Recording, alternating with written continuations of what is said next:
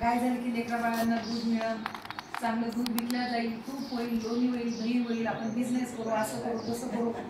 लगेच ती म्हणते ठीक आहे म्हणते, खुश होऊन जाते ती.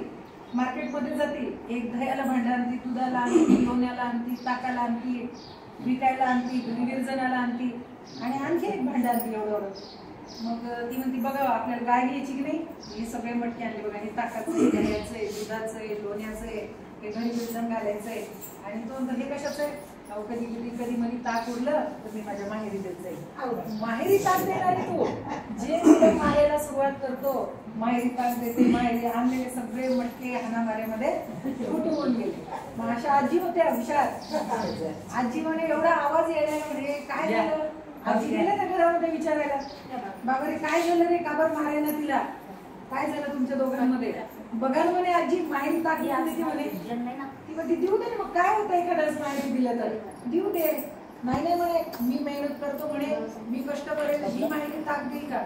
ती म्हणते कुठे ताक, मला एक ग्लास भर जरा प्यायला. गाय यायची म्हणे अजून आम्हाला. लगेच ती आजी घेते ती दोरी सणासण त्याच्या पाठीवर 2-3 अरे म्हणती मेल्या, तू अजून गाय आणली नाही, अजून तुझं कशात काही नाही, अजून तिकडे तुझं धान्य पिकायलं, अजून मार्केट